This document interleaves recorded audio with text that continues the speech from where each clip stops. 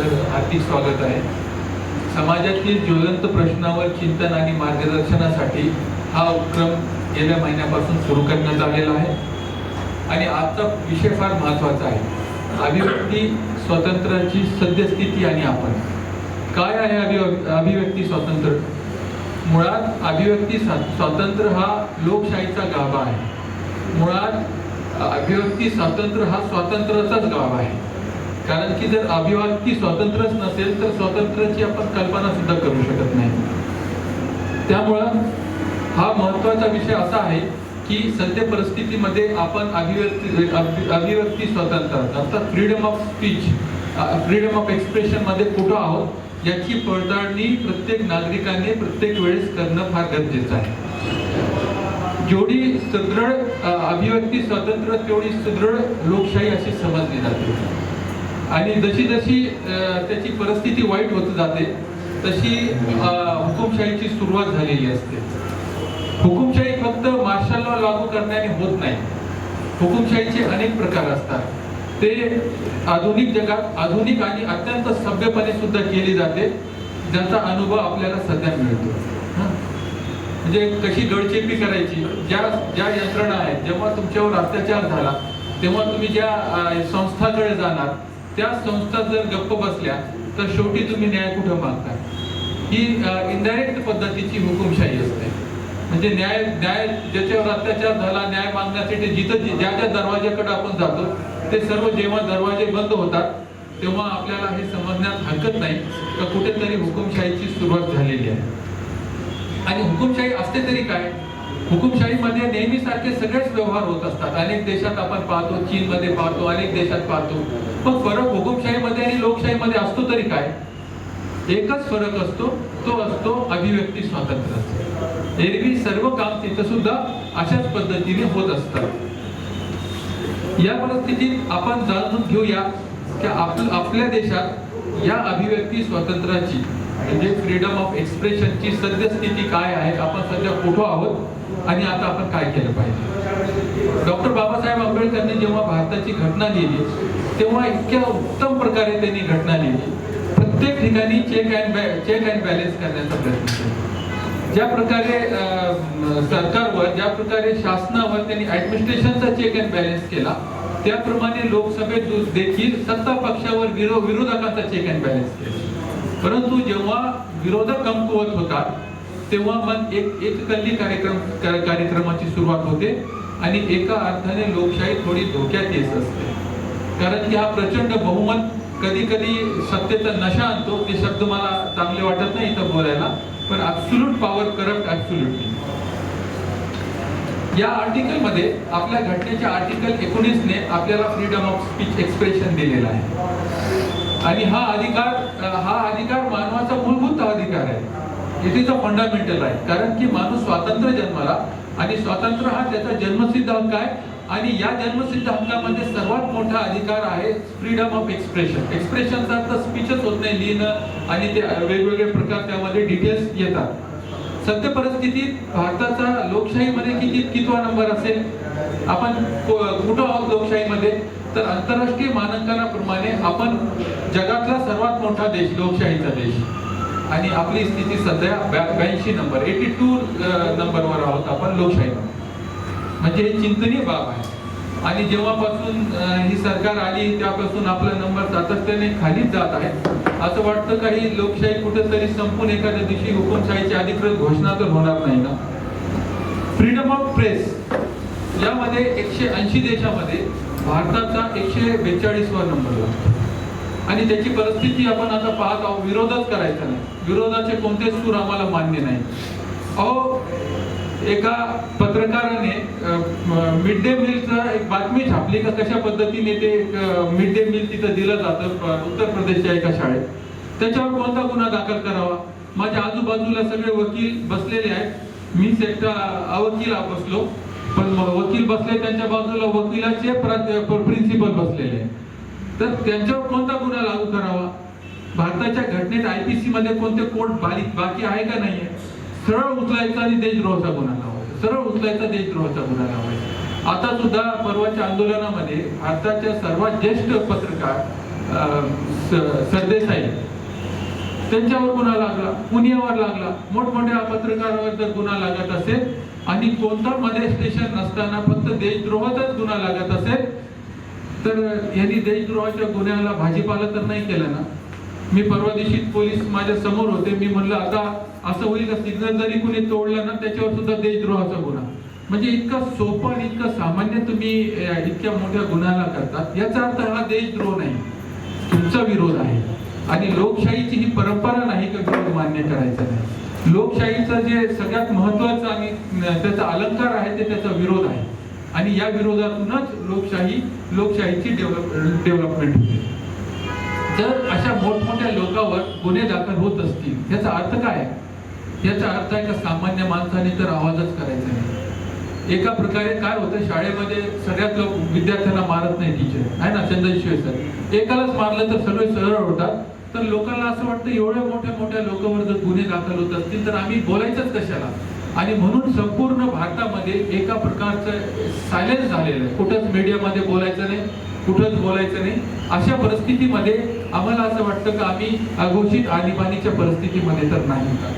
आणि म्हणून आजचा हा संवाद आपण ठेवलाय का या परिस्थितीचा आपण कसा मुकाबला करूया, आपल्या देशाला पुढे येणारा भविष्यात येणाऱ्या या हुकुमशाहीच्या धोक्यापासून. कारण की हा सगळ्यात महत्वाचा स्वातंत्र्याचा लढा हा होता कशासाठी, तर हा आम्हाला स्वातंत्र्य, अभिव्यक्ती स्वातंत्र्य मिळविण्यासाठी होता. हा सगळ्यात मोठा स्वातंत्र्य आहे. आणि हा जर स्वातंत्र्य आपल्याला राहिला नाही तर मग आपलं स्वातंत्र्य सुद्धा राहिलं नाही. आपल्याला असं वाटेल का आपण कुठेतरी स्वातंत्र्य भारतात जगतो, पण तसे परिस्थिती राहणार नाही. म्हणून हा कार्यक्रम आपण आयोजित केला आहे. आजच्या विषयावर चर्चेसाठी बीज भाषण ॲडव्होकेट असून सर्वोदय करतील, मग आपल्या चर्चेची सुरुवात होईल. आपण या चर्चेमध्ये प्रयत्न करूया की संवाद झाला पाहिजे. कारण की भारतामध्ये आपला संवादाची स्थिती जवळपास राहिलेली नाही आहे. मन की बात सुरू आहे. मन की बात म्हणजे एकतर्फा बात आहे, दुसऱ्याच्या मन की बात ऐकायची नाही, माझ्याच मन की बात चालू द्यायची. तर अशा परिस्थितीमध्ये आपण जगतोय. आपण या गोष्टीचा आदर करूया, आपण एकमेकाच्या विचाराचा आदर करूया आणि ह्या संवादामधून आपण काहीतरी रचनात्मक निर्मिती करूया. एवढं बोलून आज आपण अभिव्यक्ती स्वातंत्र्याबद्दल बोलणार आहोत. माझं या विषयावर काय मत आहे हे फक्त सांगण्याचा प्रयत्न करतो. फेसबुकवर सध्या खूप मोठ्या प्रमाणात विचार परिवर्तन होत असते आणि आनंदजी शितोळे इथं बसलेले आहेत. ते खूप मोठ्या प्रमाणात याचा अभिव्यक्ती स्वातंत्र्यापासून तर सगळ्याच विषयांवरती विचार मंथन घडून आणत असते. काही चांगल्या लिहिणाऱ्यांची गरज आहे, ती गरज पूर्ण करणाऱ्यांपैकी ते आहे. भारतातल्या संविधानानुसार कलम 19 मध्ये अभिव्यक्ती स्वातंत्र्य सांगितलेलं आहे. हर्षद शेख यांनी आता आपल्याला सांगितलं. तर अभिव्यक्ती स्वातंत्र्य जे आहे ते आपल्याला बोलण्याचं स्वातंत्र्य किंवा आपण अभिव्यक्त होण्याचं स्वातंत्र्य या अर्थाने आपण नेहमी बघतो. आता जसं त्यांनी सांगितलंय पूर्ण केसचं जजमेंट माझ्याकडे आहे, जे अर्णब गोस्वामी यांच्या विचित्र पत्रकारितेच्या विरुद्ध सगळ्यात पहिले आम्ही पिटिशन केली, त्यानंतर 5-6 पिटिशन झाल्या आणि त्याच्या संदर्भात एकत्रित एक निर्णय आलेला आहे.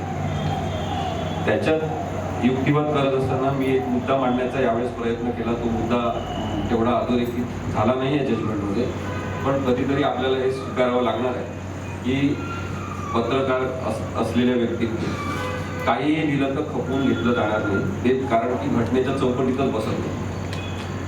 अभिव्यक्ती स्वातंत्र्य म्हणजे आपण अभिव्यक्त होण्याचं, बोलण्याचं स्वातंत्र्य याच मर्यादित अर्थाने पाहत असतो. परंतु आम्ही कोर्टामध्ये मांडण्याचा प्रयत्न केला की ऐकण्याचं स्वातंत्र्य जे आहे तो सुद्धा अभिव्यक्तीचा भाग आहे. कारण की माझी अभिव्यक्ती बोलण्याची तुम्ही ऐकत असल्यामुळे पूर्ण होते, नाहीतर ती अपूर्णच राहते. मी जंगलात जाऊन जर बडबड करत बसलो, माझ्या त्या अभिव्यक्तीला तसा फायदा किंवा उपयोग त्याचा काही नाही. त्यामुळे रिसिव्हिंग एंडला कोणीतरी आहे जो ऐकतो आहे, तर ऐकणं ही सुद्धा अभिव्यक्तीच आहे आणि त्यामुळे ऐकणाऱ्याच्या स्वातंत्र्यावर घाला घालण्याचा अधिकार कोणालाच नाही. आणि म्हणूनच आपण असं म्हणतो की माझं काही म्हणणं असेल ते तुम्हाला मान्य करण्याचा किंवा अमान्य करण्याचा हक्क आहे. ऐकल्यावर ते ग्रहण केल्यावर तुम्हाला ते किती समजलं त्याच्या आधारे प्रश्न सुद्धा विचारण्याचा हक्क आहे, ते स्पष्टीकरण त्याच्या संदर्भातला मागण्याचा हक्क आहे. आणि म्हणून ऐकण्याचं स्वातंत्र्य, लिसनर्स राईट्स, हा सुद्धा महत्वाचा आहे. आता ऐकण्याचं स्वातंत्र्य हे अर्णब गोस्वामी सारख्या उद्धट पत्रकारांनी कधीच मान्य केलं नाही. आणि एकतर्फी पद्धतीने सतत ते सांगताना आपण त्यांना बघतो. वेगवेगळ्या प्रकारचे हातवारे करणं, विचित्र चेहरे करणं, डोळे वेगळ्या पद्धतीने फिरवणं, आवाज चढवणं, ही सगळी वाईट अभिव्यक्तीची जी उदाहरणं आहेत ते त्यांनी प्रस्थापित करण्याचा प्रयत्न केला. आणि तरीही पत्रकारिता आहे आणि माझा हा हक्क आहे असं म्हणत असताना त्यांना कर्तव्यांची जाणीव राहिली नाही असं आपण बघितलेलं आहे. आणि म्हणून त्याच्या विरोधात ही याचिका आम्ही केली होती. बरेचदा असं होते की गरीब, वंचित, आर्थिकदृष्ट्या सक्षम नसलेले, राजकीय दृष्ट्या ताकदवान नसलेले लोक जेव्हा त्यांच्या संदर्भात अभिव्यक्ती स्वातंत्र्याचं उल्लंघन होते तेव्हा कोणी त्याच्याबद्दल चर्चा करत नाही. मी आतापर्यंत 21 वर्षात वकिली करत असताना शिकलेलो आहे की नेमका मुद्दा केव्हा आपण आणू शकतो आणि तो जास्त वायडर रेंजमध्ये केव्हा आपण चर्चेत आणू शकतो, त्याच्या जागा सुद्धा आपल्याला सामाजिक न्यायासाठी काम करताना ठरवाव्या लागतात. जेव्हा सुशांत सिंग राजपूत याची आत्महत्येमुळे याचं निधन झालं त्यावेळेस कोरोनाचा लॉकडाऊन पिरियड सुरू होता आणि नवीन काहीच बातम्या तशा मिळत नव्हत्या. पण त्याचं राजकारण कसं करता येईल याचा योग्य प्रकारे सगळा हिशोब करून मीडियाने जो काही हाकार तेव्हा माजून दिलेला होता तेव्हा मला वाटलं की आपण काहीतरी करायला पाहिजे. आणि मग आम्ही पिटिशन ड्राफ्ट केली आणि ऑनलाईन सबमिशन पिटिशन तेव्हा होतं तेव्हा ते केलं. आम्ही 3-4 महत्वाचे मुद्दे मांडले होते. मी अभिव्यक्ती स्वातंत्र्याच्या संदर्भातल्या विषयामध्ये ते मुद्दाम सांगतो कारण की हे पूर्ण पिटिशन मीडिया ट्राय करतात. मानसिक दृष्ट्या खचलेला एखादा व्यक्ती हा निकामी, नाकाम, नाकारलेला, मूर्ख, येडा आहे अशा पद्धतीचं प्रोजेक्शन करणं चुकीचं आहे हे या पिटिशन मधून आमचं म्हणणं मान्य करण्यात आलं. हा निर्णय देताना कोर्टाने त्याचा उल्लेख केलेला. मेंटल हेल्थ ऍक्ट नावाचा एक कायदा आहे ज्याच्यामध्ये मानसिकदृष्ट्या जे विकलांग आहेत किंवा मानसिक दृष्ट्या जे वेडे नसतील तशा पद्धतीने पण जे स्ट्रेसफुल लाईफ जगत आहेत, जे तणावाखाली जगत आहेत, त्यांचे तणाव समजून घेतले पाहिजे. त्यांच्यासोबत इतरांनी कसं जगायचं हे ठरवलं पाहिजे. इतरांची वागणूक त्याच्या संदर्भातली महत्वाची आहे कारण की ते ऑलरेडी तणावाखाली आहे. या सगळ्या मुद्द्यांचा कोणीच कधी विचार करताना दिसत नाही. आपण पाहिलं की टाइम्स नाऊ आणि अर्णब गोस्वामीचे हे 2 चॅनल आम्ही त्याच्यात उल्लेख केलेला होता पिटिशनमध्ये. ते 2 चॅनलचे लोक त्याच्या घरी जातात तिथे बिहारमध्ये आणि घरी जाऊन त्याच्या वडिलांना आपको अभी कैसा लगता है आणि मग हे फोटो त्याचे दाखवतात की बघा अशा प्रकारे त्यांनी लटकून घेतलं होतं. मग तिथे पंखा दाखवतात, त्याची डेड बॉडी पडलेली दाखवतात आणि त्याच्या घरात बसून त्याच्या घरच्यांचा इंटरव्ह्यू घेतात. हे नक्कीच अमानुष आहे हे आपण समजून घ्यायला पाहिजे. याला पत्रकारिता म्हणू शकत नाही आपण. मग अशा प्रकारचं विभत्स प्रदर्शन करणं हे बरोबर आहे का हा प्रश्न कोणीतरी विचारला पाहिजे. मेंटल हेल्थ ऍक्ट नुसार जे मानसिक रुग्ण आहेत, तणावाखाली जगणारे आहेत त्यांना खरं तर सरकारने संरक्षण दिलं पाहिजे. त्यांच्यासाठी टोल फ्री नंबर असला पाहिजे जिथे ते मदत मागू शकते. पण तशी कोणती व्यवस्था तुमच्याच राज्यात अजूनही उपलब्ध नाही. दुसरीकडे WHO म्हणजे वर्ल्ड हेल्थ ऑर्गनायझेशनने एक नोटिफिकेशन काढलं होतं. त्यांनी सांगितलं होतं की मनोरुग्ण किंवा मानसिक तणावाखाली जगणारे जे लोक आहेत त्यांच्या संदर्भातल्या बातम्यांचं रिपोर्टिंग कसं करायचं याबद्दल त्यांनी काही आखणी केली.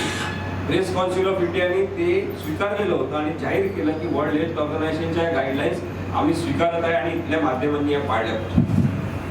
मग अर्णब गोस्वामी तर्फे मोठे मोठे वकील लावण्यात आले. ते सगळ्या वकिलांची फौज तिथे यायला लागली आणि त्यांनी सांगितलं की प्रेस काउन्सिल ऑफ इंडिया हे प्रिंट मीडियासाठी आहे, इलेक्ट्रॉनिक मीडियासाठी अशा प्रकारे प्रेस काउन्सिल ऑफ इंडियाच्या गाईडलाईन्स लागू होऊ शकत नाही. कायदेशीर दृष्ट्या बरोबर मुद्दा आहे, नैतिक दृष्ट्या पूर्णपणे चुकलेला आहे आणि एखादा कायदा स्पष्टपणे नसेल याचा अर्थ भारतीय संविधानात त्याच्याबद्दल काहीच म्हटलेलं नाही असेल. त्यामुळे भारतीय संविधानाचा रेफरन्स घेऊन जेव्हा आपण एखादं इंटरप्रिटेशन करतो तेव्हा ते वेगळं राहू शकते याची जाणीव सुद्धा पैसे घेऊन केवळ पैशासाठीच वकिली करणाऱ्यांना राहत नाही. हे मी बरेचदा पाहतो आणि मग ते खूप गोल गोल फिरवून सगळं सांगतात. काही खूप चांगले न्यायाधीश होते ज्यांच्या समोर काम करण्याची संधी मिळाली. ते सांगायचे की तुमची अत्यंत ताकदवान आयडिया असेल, ताकदवान आर्ग्युमेंट असेल तर तुम्हाला ते 4 ते 5 मिनिटात करताच आलं पाहिजे. ज्यांना 2-2 तास आर्ग्युमेंट करावं लागते तेव्हा ते खोट्याचं खरं करण्याचा प्रयत्न असतो. तर आपण हे बघू शकतो की अर्णब गोस्वामीच्या केसमध्ये ज्या पद्धतीने न्यायालयावर सुद्धा दबाव आणण्यात आला आणि मग त्यांनी सांगण्यात आलं की ब्रॉडकास्टिंग असोसिएशन ऑफ इंडियाचे आम्ही सदस्य आहे किंवा ब्रॉडकास्टिंग फेडरेशनचे आम्ही सदस्य आहे. मग आता हे कोणी काढलं ब्रॉडकास्टिंग असोसिएशन किंवा ब्रॉडकास्टिंग फेडरेशन कोणी काढलं? तर त्यांच्याच पैकी कोणी एखादा रजत शर्माने काढलेला आहे, एखादा यांनीच काढलेला आहे अर्णब गोस्वामी. आणि मग त्यांच्याकडेच त्यांची तक्रार करायची आणि तेच लोक बसून विचार करणार की त्या तक्रारीची दखल घ्यायची. मग मुद्दा हा येतो की प्रेस काउन्सिल ऑफ इंडिया ही जर ॲटोनॉमस बॉडी आहे, म्हणजे जसं मेडिकल काउन्सिल ऑफ इंडिया आहे तसं प्रेस काउन्सिल ऑफ इंडियाची भारतीय संविधानातल्या अनुषंगाने कायदा तयार झालेला आहे आणि त्यानुसार कायदेशीररित्या ती काम करणारी संस्था आहे. आता अर्थात प्रेस काउन्सिल ऑफ इंडिया काही खूप प्रभावी आहे आणि फार चांगलं काम करतात असं नाही सांगतील आपल्याला सुधीर लंके. परंतु एखादी व्यवस्था असणं हा लोकशाहीमधला जो हक्क आहे की एक जागा असली पाहिजे जिथे उभं राहून आम्ही म्हणू शकतो की हे चुकीचं आहे, हे बरोबर आहे, याचं विश्लेषण झालं पाहिजे अशी मागणी आपण करू शकतो. तशा जागा सुद्धा नसणं हे अभिव्यक्ती स्वातंत्र्याचं उल्लंघन. आणि त्यामुळे मग आमची मागणी अशी होती की एखादी ॲटोनॉमस बॉडी असण्यापेक्षा अशी एक कॉन्स्टिट्युशनल किंवा आपण त्याला म्हणू की कायदेशीर अशी संस्था असली पाहिजे जी या सगळ्यांवर नियंत्रण ठेवेल. मग आता काहीच नसताना नियंत्रण ठेवण्यासाठी काहीच नाही का असा प्रश्न निर्माण होतो. पोलिसांचा जो हलगर्जीपणा आहे, निष्काळजीपणा आहे किंवा त्यांना माहितीच नसणं आहे त्याच्याबद्दलचं उदाहरण सुद्धा मी देतो. आपल्या कायद्यांचं जेव्हा कायदा निर्माण होतो तेव्हा भारतीय संविधानानुसार काय म्हटलेलं आहे की एखादा कायदा जेव्हा निर्माण होतो, तयार होतो, लागू होतो तेव्हा तो कायदा मुंबईपासून तर गडचिरोलीपर्यंत सगळ्या माणसांना माहीत आहे असं गृहीत धरण्यात येईल. तुम्ही जर म्हटलं की मला कायदा माहीत नाही तर तो तुमचा बचाव असू शकत नाही. हे सामान्य माणसांसाठी जसं आहे तसं पोलिसांसाठी सुद्धा आहे आणि त्याच्यामुळे पोलिसांना सुद्धा कायदा माहीत असला पाहिजे. आता त्यांच्यावर कामाचा खूप ताण आहे, पोलिसांच्या सुद्धा मानवी हक्कांचं उल्लंघन होते, मला माहिती आहे, मी सुद्धा पोलिसांच्या हक्कांसाठी काम करतो. पण याचा अर्थ अत्यंत महत्वाचे कायदे दुर्लक्षित ठेवायचे आणि अंमलबजावणी करायचीच नाही असं नाही. त्याच्यातला सगळ्यात एक महत्वाचा कायदा आहे 1993चा, तो म्हणजे television network act, cable television network act. आता हा जो कायदा आहे या कायद्यानुसार जिल्हा स्तरावर जिल्हाधिकारी आणि पोलीस अधीक्षक किंवा पोलीस आयुक्त यांना अधिकार दिलेले आहे की जर एखादं चॅनल अशा प्रकारे ब्रॉडकास्ट करत असेल ज्याच्यामुळे जातीय दंगली पेटत असतील, ज्याच्यामुळे धार्मिक तेढ निर्माण होत असेल, ज्याच्यामुळे भारताच्या एकात्मतेला धोका पोहोचत असेल, तर अशा वेळेस त्या विध्वंसक अशा चॅनलचं ट्रान्समिशन जिल्ह्यापुरती बंद करण्याचे अधिकार हे जिल्हा पोलीस अधीक्षक, जिल्हा पोलीस आयुक्त किंवा जिल्हाधिकारी यांना आहे. याच्याबद्दल पोलिसांना मुळीच माहिती नाही. आम्ही पुण्याच्या पोलिसांना म्हणजे ही केस मला वाटते तारीख पण लिहिलेली आहे, ही केस आम्ही 25 जून 2020 ला दाखल केली. त्याच्यानंतर सगळ्या केसेस दाखल झालेल्या. पण 25 जूनला केस दाखल करण्याच्या आधी सुद्धा आम्ही पुण्याच्या पोलीस आयुक्तांना तक्रार केली होती जेव्हा ते इथलं साधूंना मारण्याचं सगळं प्रकरण झालं पालघरमध्ये. सुदैवाने लोक मला नेहमी विचारतात की तुम्ही तेव्हा काय केलं, तुम्ही तेव्हा काय केलं, त्या लोकांना कधी वाचवणार. तर माझ्या सुदैवाने अशा घटना घडतात की पालघरच्या अनेक लोकांनी माझी त्या केसमध्ये सरकारी वकील म्हणून नेमणूक झाली पाहिजे अशी मागणी केली. ही चांगली गोष्ट आहे. म्हणजे मला ते सांगता येते अशा लोकांना जे प्रश्न विचारतात की तेव्हा कुठे होते, मग कुठे होते, नंतर झोपले केव्हा.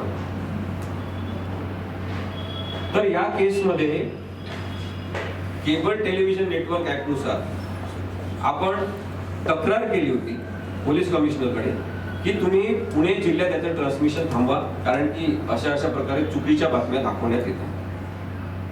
पत्रकारांनी सत्यावर आधारित बातम्या दाखवल्या पाहिजे, सत्यावर आधारित लिहिलं पाहिजे, अपेक्षित आहे. मी मगाशी आपल्याला जे लिसनर्स राईट बद्दल सांगितलं की माझा ऐकण्याचा अधिकार आहे, मला शुद्ध आणि सत्य ऐकायला मिळालं पाहिजे. याचा अर्थ संपूर्ण सत्यच प्रत्येक गोष्ट असेल असं नाही. पत्रकार सुद्धा माणूसच आहे, माध्यमातले जे माध्यमकर्मी आहेत ते सुद्धा माणसंच आहे. पण मला निदान सत्याच्या जवळ जाणारं काहीतरी कळलं पाहिजे.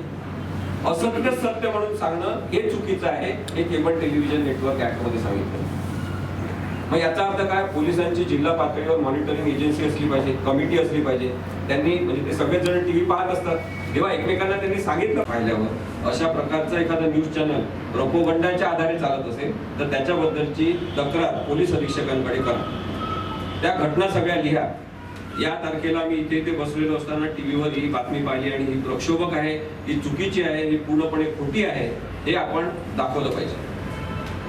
जेव्हा राम मंदिर संदर्भातली सगळी केस जिंकली किंवा ते काय असेल तर मांडवली झाली आणि त्याच्यामध्ये निर्णय झाला, शांतता प्रस्थापित करण्यासाठीचा निर्णय, असा तो मॅनेजमेंटचा निर्णय, तो निर्णय झाला.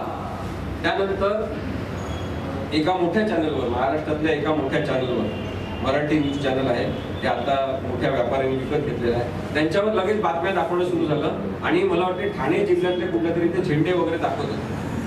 तर तिथे भगव्या रंगाचे झेंडे दाखवत होते, ज्याच्यावर म्हणजे मुसलमान लोकांचा झेंडा आहे, तो भगवा आहे आणि त्याच्यावर ते चांद तारा ते पण आहे. आणि त्यांनी असं सांगत होते ते की राम मंदिराच्या निर्णयामुळे त्याचं स्वागत करण्यासाठी मुस्लिम लोकांनी भगवे झेंडे त्याच्यावर चांद तारा काढलेला. आता ऍक्च्युअली असं नाहीये.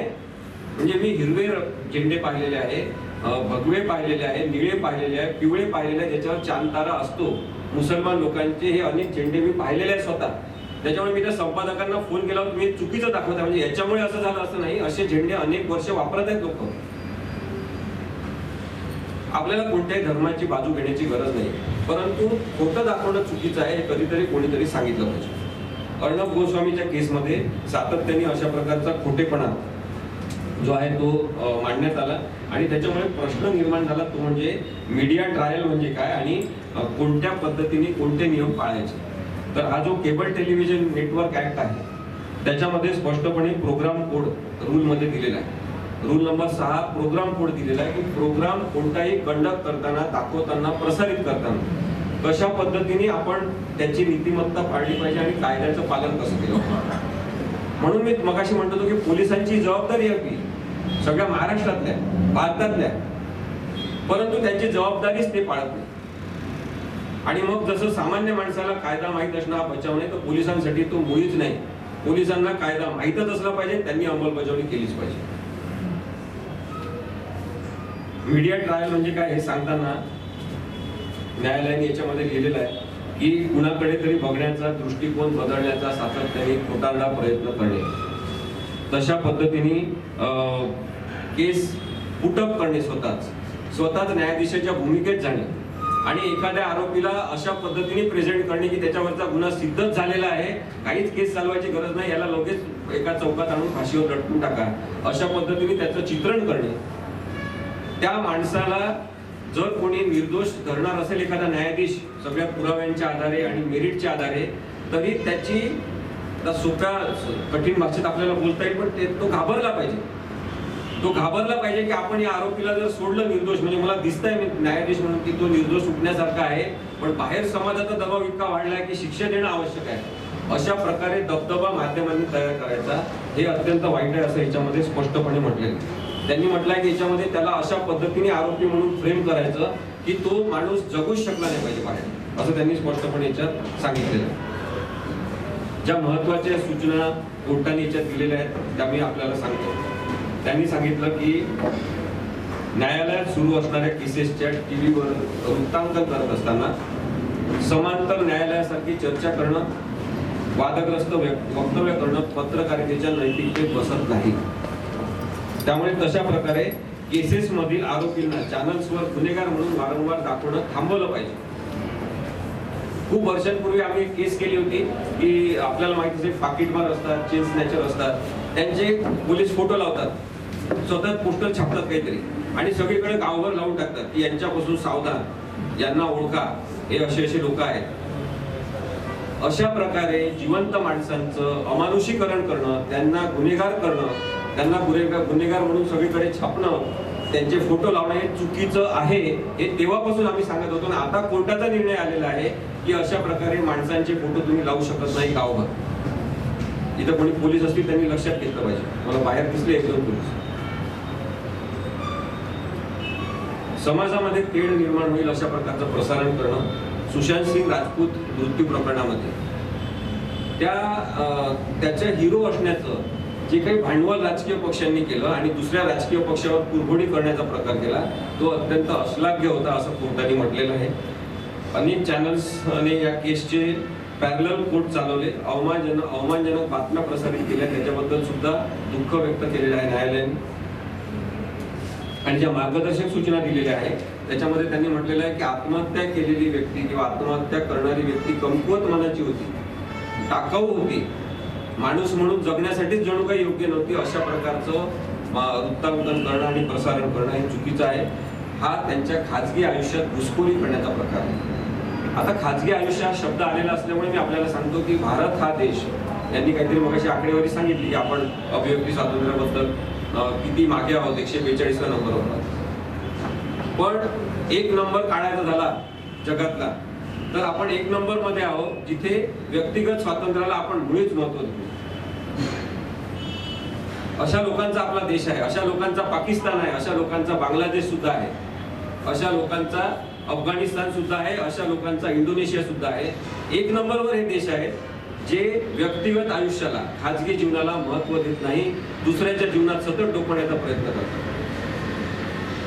आणि त्यामुळे तशा प्रकारच्या सिरियल सुद्धा तयार होतात ज्याच्यामध्ये दुसऱ्याच्या घरात काय सुरू आहे हे आपण संध्याकाळी बसून बघू.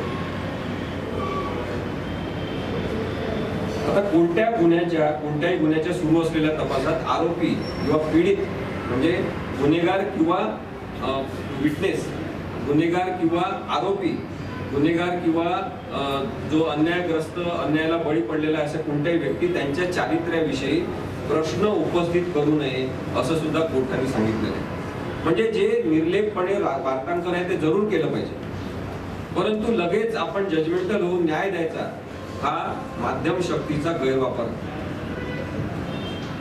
साक्षीदारांच्या साक्षीचे विश्लेषण करू नये. बरेचदा आपण पाहिलं असेल की टीव्ही चॅनलवर असे ते स्केचेस तयार करतात, त्यांनी तसे माणसं अपॉइंट केलेले आहेत. मग ते जज असं म्हणाले, मग त्याच्या तोंडातून ते असं निघालेलं आणि मग तो साक्षीदार असं म्हणाला, मग तो असा उभा होता, मग तो असा बसला होता, हे सगळे चित्र वगैरे दाखवतात, त्याच्या खाली त्याची माहिती लिहिलेली असते. अशा प्रकारे चित्रीकरण करू नये.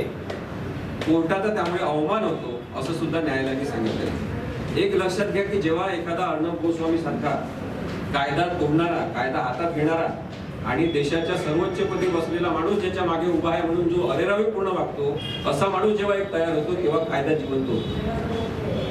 त्यामुळे त्या दृष्टीने आपल्याला अर्णब गोस्वामीचे धन्यवाद मानायला पाहिजे की तो इतका विचित्र वागला की त्याच्यामुळे कायद्याला जिवंत व्हावं लागलं, जो मृतावस्थेत कायदा होता.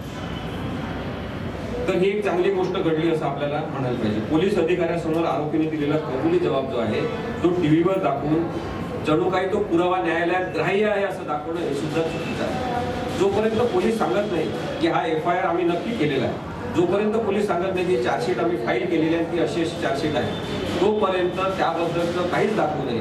पोलिसांनी ते ग्राह्य मानल्यानंतर आपण ते वक्तव्य दाखवलं पाहिजे त्याच्याबद्दलचं असं कोर्टाने सांगितलेलं. मगाशी मी सांगितलं असं आरोपींचे फोटो प्रसिद्ध करू नये.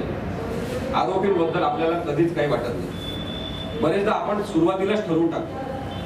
एक लक्षात घ्या की आपण जर आरोपींना पुन्हा जगण्याची संधी दिली नसती तर ज्या बेसिसवर देशामध्ये एवढं राजकारण सुरू आहे ते रामायण लिहिलं गेलं नसतं. लक्षात घ्या.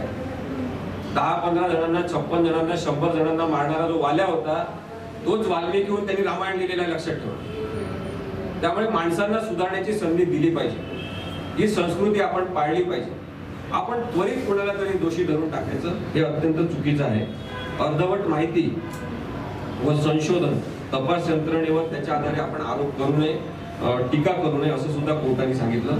खटला चालू असताना त्या खटल्यातील आरोपी किंवा कोणावरही आरोप करू नये, त्यांना गुन्हेगार म्हणून दाखवू नये. साधारणतः आपण आरोपी असं म्हणतो पण ते संशयित गुन्हेगार असतात.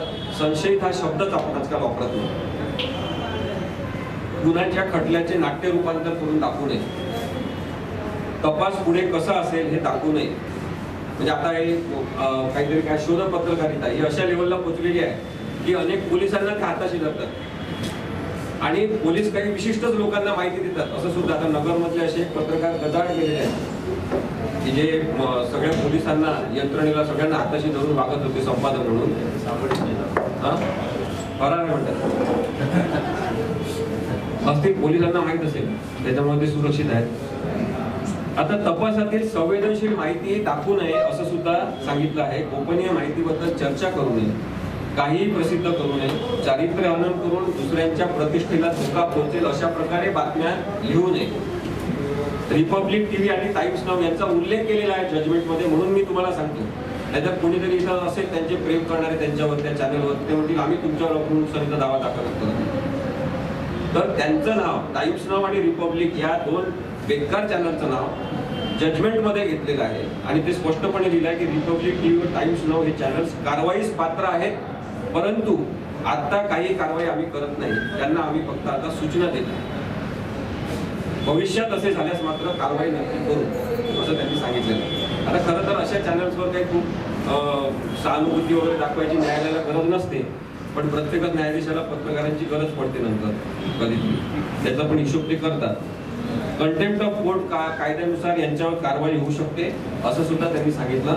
आणि त्यांनी सांगितलं की जे सतत अर्णब गोस्वामीचे मोठे मोठे डोके असलेले वकील तिथे येऊन सांगत होते की प्रेस काउन्सिल ऑफ इंडियाचं हे आम्हाला लागू नाही, तर त्यांना कोर्टाने स्पष्टपणे सांगितलं की जोपर्यंत प्रिंट मीडियासाठी असलेले गाईडलाईन्स तशाच पद्धतीच्या टीव्ही मीडियासाठी तयार होत नाही, तोपर्यंत प्रिंट मीडियासाठी असलेल्या प्रेस काउन्सिल ऑफ इंडियाच्या गाईडलाईन्स तुम्हाला लागू आहेत हे त्यांनी सांगितलं. आता हा झाला अभिव्यक्ती स्वातंत्र्याबद्दलचा एक विचार जो माध्यमांच्या मदतीने आपल्यापर्यंत येत असतो आणि आपण तो समजून घेत असतो. त्यामुळे माध्यमांनी अधिक सजगपणे अभिव्यक्ती स्वातंत्र्याबद्दल वागलं पाहिजे, बोललं पाहिजे आणि जबाबदारीने ते स्वातंत्र्य वापरलं पाहिजे. कारण की कोणतंही स्वातंत्र्य निरंकुश नाही. आर्टिकल 19 मध्ये सुद्धा त्याच्यावर वाजवी बंधनं घातली आहेत. वाजवी बंधनं म्हणजे त्याला आपण रिजनेबल रिस्ट्रिक्शन्स असं म्हणतो. वाजवी हा शब्द अत्यंत महत्त्वाचा आहे की अवास्तव ते बंधनं नाही आहेत, ते वाजवी आहेत. आणि वाजवी कोणी ठरवायचे याबद्दल सुद्धा काही ठोकताळे आहेत. आता प्रत्येकच गोष्ट काही स्पष्टपणे लिहिली नसते, त्यामुळे आपण कसंही वागायचं हे अत्यंत भारतामध्ये चुकीचं बरेचदा होत असतं. आर्टिकल 19 चा उल्लेख आणखी एक करायला पाहिजे अभिव्यक्तीचा भाग म्हणून, तो म्हणजे धर्म स्वातंत्र्य, जे आर्टिकल 25 मध्ये आपल्याला सांगितलं. या कलमाची एक अत्यंत सुंदरता आहे की त्यांनी आपल्याला अभिव्यक्तीचं स्वातंत्र्य मान्य करत असताना एखादी गोष्ट अमान्य असेल ती सुद्धा मान्य करण्याचं स्वातंत्र्य दिलेलं. म्हणजे इथे बसलेले काही मुस्लिम आहेत, काही हिंदू आहेत, कोणाला अल्लाह मान्य नसेल, कोणाला देव मान्य नसेल, तर त्यांना तसं ते सांगण्याचा आणि तसं जगण्याचा हक्क आहे. काही जणांना वाटत असेल अल्लाह आहेच, काही जणांना वाटत असेल की देव आहेच, तर ते मानण्याचा त्यांना अधिकार आहे. पण काही जणांना जर देव, अल्लाह, गॉड हे सगळे कोणीच नाही, हे असे काही असू शकत नाही, माणसांवरच माझा विश्वास आहे असं म्हणून जगायचं असेल, तर तसं सुद्धा जगण्याचा हक्क कलम 19 मी दिलेला आहे. हे इथे बसलेल्या सगळ्यांनी समजून घेतलं. त्यामुळे मला जर दररोज धर्म बदलायचा असेल किंवा आज मी मुसलमान आहे, उद्या मी हिंदू आहे, परवा मी जैन आहे, त्याच्यानंतर बौद्ध आहे, मग पुन्हा मी मुस्लिम आहे, असं जर मला अर्थात मला लोक असं केलं तर वेड म्हणतील, पण मला तसं करायचं असेल तर ते सुद्धा स्वातंत्र्य भारतीय संविधानाने दिलेलं आहे. दररोज मी धर्म बदलू शकतो. संस्कृतमध्ये असं म्हणतात धारस्य इति धर्म, म्हणजे आपण जो धारण करतो तो धर्म असतो. धारण केलेल्या धर्माबद्दल आजकाल कोणी बोलत नाही. जन्माने प्राप्त झालेल्या धर्माबद्दलच सगळेजण बोलतात. म्हणून सिनेमे सुद्धा निघतात किंवा तुम्ही स्वर्गातून आले तेव्हा मागून शिक्का मारून आले का की हिंदू धर्मात जन्म घेणार, मुस्लिम धर्मात जन्म घेणार, तर नाही. त्या मानाने आपण पाहिलं तर क्रांतिकारी दोन धर्म भारतामध्ये तरुण अवस्थेत आहेत. तो म्हणजे एक जैन धर्म आणि एक दुसरा बौद्ध धर्म, ज्यांनी आकार उकार हे सगळे अमान्य करून माणसाच्या अस्तित्वाला महत्व दिलं आणि अंतर्गत अवस्थेमध्ये जाऊन देव प्राप्त होतो असं सांगितलेलं आहे. त्यामुळे ह्या सगळ्या देवाच्या संदर्भातल्या संकल्पना आहेत, त्या आपापल्या घेऊन जगण्याचा हक्क प्रत्येकाला आहे. ही अभिव्यक्ती स्वातंत्र्याची अत्यंत महत्वाची गोष्ट आहे, सुंदरता आहे आणि ज्याच्यामध्ये भारताची विविधता सामावलेली आहे. ती भारत म्हणून एक संकल्पना जी तयार होते ती या अभिव्यक्ती स्वातंत्र्यातून तयार होते आणि म्हणून त्या दृष्टीने सुद्धा अभिव्यक्ती स्वातंत्र्य महत्वाचं आहे. आता मला काही गोष्टी म्हणजे अशा सांगायच्या की ज्या सूत्र म्हणून मला आतापर्यंत ज्या माझ्या काम करताना आढळल्या किंवा इतर लोकांनी सांगितलेल्या आहेत, ज्या मला भावल्या, अशा काही गोष्टी मी आपल्याला दोन ओळी सांगेन आणि मग मी थांबतो. या अभिव्यक्ती स्वातंत्र्यामध्ये काही अडथळे आहेत. जसं आहे 295 अ नावाचा एक कलम, जे आहे ईश्वर निंदेबद्दल, म्हणजे ईश निंदा, देवाची निंदा. आता देवाची म्हणत असताना देव, अल्लाह, गॉड सगळे त्याच्यात आले. एका केरळमधल्या मुस्लिम माणसाने सांगितलं की असं मोहम्मद वगैरे मी काही मानत नाही, तर त्याला तिथल्या मुस्लिम लोकांनी मारून टाकलं. आता आपल्याकडे मुस्लिम लोक असेच असतात, त्यांना काहीच कळत नाही. तर आपल्याजवळ असे उदाहरणं आहेत, 10 हिंदूंचे उदाहरणं आहेत. त्याच्यामध्ये त्यांनी म्हटलं की नाही हा देव असू शकत नाही, ते असा उडणारा माणूस नसतो देव वगैरे, तर त्याला हिंदूंनी मारून टाकलेला आहे.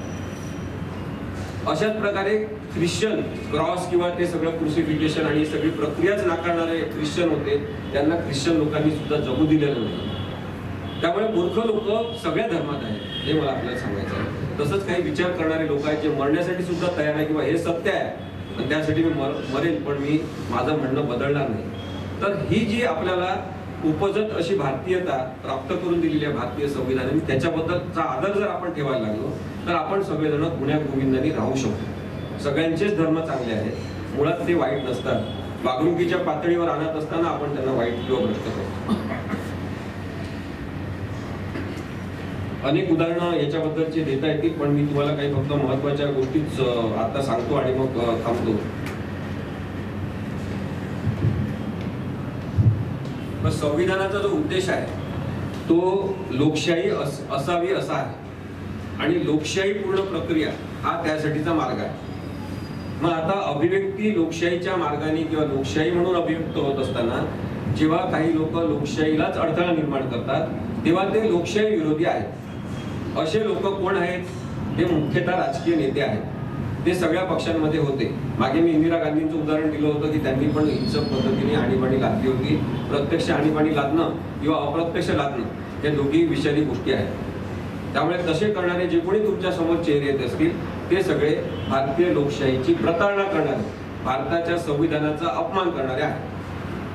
आपल्या देशात लोकशाही असू शकते किंवा काही मोजक्या लोकांच्या हातात खूप संपत्ती असू शकते, परंतु दोन्ही गोष्टी एकाच वेळी असू शकत नाहीत. त्यामुळे सध्या कोणती परिस्थिती आम्ही पुन्हा एकदा वाचतो. आपल्या देशात लोकशाही असू शकते किंवा काही मोजक्या लोकांच्या हातात खूप संपत्ती असू शकते, परंतु दोन्ही गोष्टी एकाच वेळी असू शकत नाहीत. सध्या कोणती परिस्थिती आहे आपण अंदाज लावू शकतो. आणि हे मी म्हणत नाहीये, लुईस ब्रँडिस यांनी हे सुप्रीम कोर्टचे जज अमेरिकेतले यांनी म्हटलेलं आहे. ते काही कधी भारतात आलेले नाही, पण हे भारताला लागू होते, म्हणून मी तुम्हाला हे वाक्य सांगेन. दुसरं त्यांनी म्हटलं होतं की डेमोक्रेसी आणि ॲलोगार्की असे 2 शब्द त्यांनी वापरले होते याच जजने. आता डेमोक्रेसी आणि ऑलिगार्की काय आहे? तर डेमोक्रेसी ही गरिबातील गरीब लोकांचा विचार करते, तर ऑलिगार्की जी आहे ती संपत्ती असणाऱ्यांचा विचार करते. मग आता भारतामध्ये डेमोक्रेसी आहे का असा विचार आपण सगळ्यांनी प्रश्न विचारून आपापल्या मनात उत्तर शोधा. जेव्हा संपत्ती हातात असल्याने काही लोक त्यांची मर्जी चालवतात, तेव्हा ती निवडक लोकांची ऑलिगार्की, अल्प लोकसत्ता अशा प्रकारची होते. लहान समूहाची सत्ता असलेले ते राज्य तयार होते. ती सामूहिक अशी सत्ता राहत नाही, सगळ्यांसाठी विचार करणारी ती सत्ता राहत नाही. अनेक गरिबांचा विचार करणारी जी लोकशाही असते ती आपल्या भारताला अपेक्षित आहे. आता दुसरं एक हॉवर्ड झीन म्हणून त्यांचं वाक्य मी आपल्याला सांगतो. त्यांनी म्हटलं होतं की लोक कायद्याचे पालन करण्यास नकार देतात तेव्हाच लोकशाही जिवंत होते. आणि म्हणून मी मगाशी सांगितलं की अर्णब गोस्वामी सारखे असतील किंवा नरेंद्र मोदींसारखे असतील, है ना, हे लोक आपल्याला यांना धन्यवाद द्यायला पाहिजे की लोकशाही जी मृतावस्थेत गेली होती त्याला यांनी जिवंत केलेलं आहे. म्हणजे निवडणूक झाल्यानंतर तिथे असं आपण व्हीचं हे दाखवायचं, त्यानंतर निवडणुकीला जाताना तिथं कमळाचं चिन्ह लावून जायचं. कोणीच नव्हतं गेलं याच्या आधी, पण त्यांनी कायद्याचा अभ्यास केला की कायद्यामध्ये इथे छातीवर बिल्ला लावून जायचं नाही असं लिहिलं नाही म्हणून मी गेलो. चोर जे असतात ते हुशार असतात, कारण का दरोडेखोरी प्रवृत्ती ही मानसिकता आहे. आणि त्यामुळे यांनी जे हॉवर्ड झीननी वाक्य म्हटलेलं आहे ते अत्यंत महत्वाचं आहे की लोक कायद्याचं पालन करण्यास नकार देतात तेव्हा लोकशाही जिवंत होते. लोकशाही जिवंत करणारे 5-6 अत्यंत महत्वाचे चेहरे आपल्याला भारतात दिसतात आणि त्याच्यामुळे आपण त्यांचे आभार मानायला पाहिजे आणि लोकशाही आपण शिकायला पाहिजे. लोकशाही जगायला पाहिजे, आपण त्यांना सुद्धा जगायला लावू असा आत्मविश्वास आपल्यामध्ये असला पाहिजे. हृदय परिवर्तनावर अहिंसक संवाद पद्धतीमध्ये म्हणजे नॉन व्हायलंट कम्युनिकेशन मध्ये अत्यंत महत्वाचं त्याला स्थान आहे.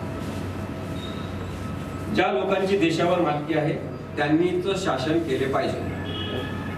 जेव्हा अण्णा हजारे अरविंद केजरीवाल यांच्यासोबत काम करायचे तेव्हा ते सगळे लोक त्यांना काय बोलायचे सांगायचे. तर त्याच्यामधलं एक महत्वाचं अण्णांचं वाक्य होतं जे त्यांना सांगितलेलं होतं अण्णांना, ते म्हणजे की सामान्य माणसांचा देश आहे, हे सगळे सेवक आहेत, हमारे नौकर आहे, असं ते म्हणायचे. आता हे जे अण्णांना तेव्हा त्या लोकांनी सांगितलं होतं ते हेच तत्व आहे की ज्या लोकांची देशावर मालकी आहे त्यांनी शासन केलं पाहिजे. आपण शासक असं होऊ शकत नाही किंवा शासक असं लोकशाहीमध्ये सूत्रच नसते. त्यामुळेच आपण लोकप्रतिनिधींद्वारा चालवलेलं सरकार म्हणतो. हे लोकप्रतिनिधी आहेत आपले निवडून गेलेले, अभिव्यक्ती स्वातंत्र्यावर आपल्या ते गदा आणू शकत नाही. चांगलं गव्हर्नन्स असणं ही त्यांची अभिव्यक्तीची जबाबदारी आहे, जी ते पाळत नसतील तर त्यांना परत बोलवण्याचा अधिकार असला पाहिजे असं सुद्धा त्याच्यानंतर सांगण्यात आलं. दररोज मी नागरिक म्हणून, आता काही जण काय करतात की 5 वर्षासाठी तरी भारतात हुकुमशाही पाहिजे असं म्हणतात. हे फार इथे अहमदनगर मधलं वातावरण बिघडलेलं आहे. इथे एकदम कडक खासदार पाहिजे की रस्त्यावर लोकांना फोडून काढलं पाहिजे, असे आमदार पाहिजे 2-4, तेव्हा इथले लोक सुधारतील अहमदनगर मध्ये. असं म्हटलं तर हे वाक्य पूर्णच्या पूर्ण असंबद्ध, भारतीय संविधानात न बसणार आणि घटनाबाह्य आहे. कारण की दररोज मी नागरिक म्हणून वागणार नसेल तर दररोज लोकशाही पण असू शकणार नाही. हे वाक्य आपण लक्षात घेतले पाहिजे की काही लोकांनी अत्यंत विचार करून आपल्या संकल्पनांचा सतत तपास आणि त्याच्या मागे लागून हे वाक्य जे तयार झालेले आहे ते एक सूत्र आहे लोकशाही. आता बरेचदा हे लोक सांगतात की मतदाराच्या माध्यमातून आम्ही निवडून आलेलो आहे, एवढ्या मतदारांनी बहुमतांनी निवडून दिलेलं आहे आणि त्याच्यामुळे आता काही बोलायचं नाही, आता आम्ही जे काही बेकायदेशीर करू ते पण तुम्ही पवित्र करून घ्यायचं. त्याच्यासाठी एक वाक्य टॉम स्टॉम्पर्टचं महत्वाचं आहे, ते मी आपल्याला सांगतो. केवळ मतदान म्हणजे लोकशाही नाही, तर मतमोजणी म्हणजे लोकशाही आहे. आता हे लक्षात घेतो. याच्या मागचे सगळे संदर्भ आपल्या जर लक्षात घेतले, आता महाराष्ट्रामध्ये असा कायदा आणतो म्हणतात येते की ज्याच्यामध्ये मतदारांना अधिकार देणार की तुम्हाला जर यंत्राद्वारे मतदान करायचं तर करा किंवा मतपत्रिकेद्वारे करा, तेव्हा कोणाची पंचायत होणार आहे हा सुद्धा विचार करा. त्यामुळे या सगळ्या ज्या लोकशाहीबद्दलच्या, अभिव्यक्ती स्वातंत्र्याबद्दलच्या गोष्टी आहेत त्या मला खूप महत्वाच्या वाटतात. आपण सगळ्यांनी ठरवायला पाहिजे की माझ्या आयुष्यात कोणाला तरी न्याय मिळाला पाहिजे म्हणून स्वतः मी काहीतरी काम करेन. तेव्हा फेसबुकवर अंग खाजवल्यासारखं काहीतरी लिहायचं,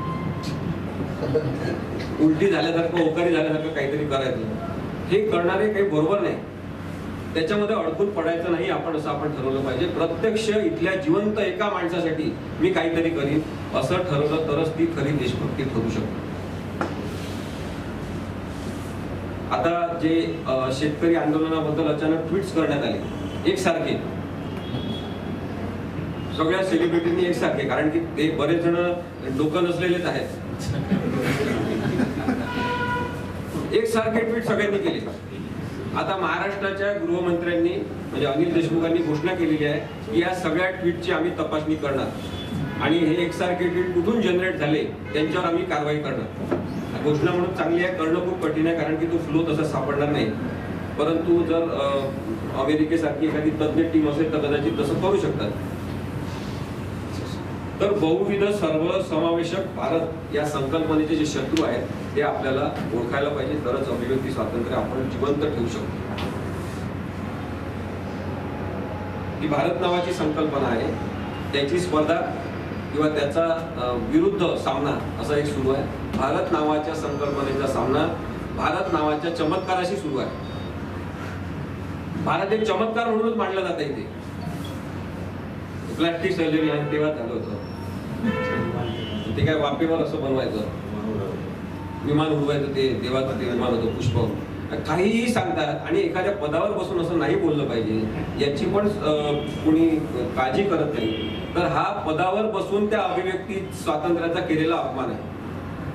आणि म्हणून मी आपल्याला म्हटलं की भारत नावाची जी संकल्पना आहे, जी अत्यंत समजदार आहे, जी अत्यंत व्यापक आहे, जी बहुविध आहे, जी सगळ्यांना सामावून घेणारी आहे, त्याची स्पर्धा भारत नावाच्या चमत्काराशी सुरू करण्यात आलेली आहे.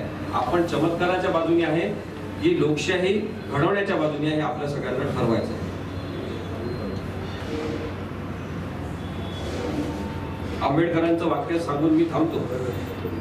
आंबेडकरांनी घटना समितीमध्ये 26 नोव्हेंबर 1949 रोजी भाषण केलं होतं. तेव्हा त्यांनी त्याच्यात सांगितलं होतं की काहीही अयोग्य घडले तरीही त्याचे खापर ब्रिटिशांवर फोडण्याची सोय आधी होती.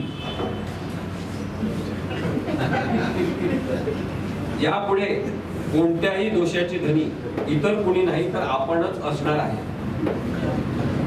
त्यामुळे आता कोणी दोष द्यायचा याबद्दलचा आपला विचार केला पाहिजे. आपल्यामधूनच तयार झालेले काही माणसं आहेत, आपल्यामधूनच तयार होऊन सुद्धा अमानुष वागणारे काही जण आहेत. तर आपल्याला या सगळ्यांच्या अभिव्यक्ती ओळखून त्यांच्यासोबत काम केलं पाहिजे. जे मनोरुग्ण असतात त्यांना ते कसे वागत आहे ते कळत नसते. त्यामुळे त्यांच्या अवतीभोवती असणाऱ्या लोकांनाच ठरवावं लागते की त्यांच्यासोबत आपण कसं वागायचं. या सगळ्या संदर्भात अभिव्यक्ती स्वातंत्र्याचा विचार हा अत्यंत महत्त्वाचा आहे. अभिव्यक्तीमुळे आपली एक सामाजिकता टिकून आहे आणि ती टिकली पाहिजे. वेगवेगळी मतं असली पाहिजे. One nation one pension, one nation हे ते असं चालत नाही. वेगवेगळं काहीतरी असते आणि त्या सगळ्या वेगळेपणाचा स्वीकार आपण करू शकलो पाहिजे, असं भारतीय संविधानातल्या अभिव्यक्ती स्वातंत्र्यात सांगितलेलं आहे. आपल्या नगरकरांच्या वतीने आभार व्यक्त करतो की त्यांनी जे बीज भाषण केलं. आज सगळ्या देशासमोरील जो काही प्रश्न आहे की अभिव्यक्ती स्वातंत्र्य म्हणजे नेमकं काय आणि ते आज प्रत्येकाला उपभोगायला मिळतंय का. मला असं वाटतं की त्याची जी काही बाराखडी आहे ती आसिमजींनी आपणासमोर ठेवलेली आहे. पीस फाउंडेशनचे मी आभार व्यक्त करतो की अशा लोकशाही पूरक प्रक्रियेवरती आणि लोकशाहीला मदत होईल अशा विषयांवरती ते संवाद घडवून आणतायत. आणि आजच्या संवादासाठी उपस्थित असलेले डॉक्टर सुरेश पाठारे जे CSRDचे संचालक आहेत, प्राचार्य करतो आणि आभार व्यक्त करतो. आसिमजींनी मूलभूत मांडणी केलेली आहे अभिव्यक्ती स्वातंत्र्याची. त्याच अनुषंगाने आपणही आता जे मंचावरील मंडळी काही त्यांना प्रश्न विचारणार आहेत.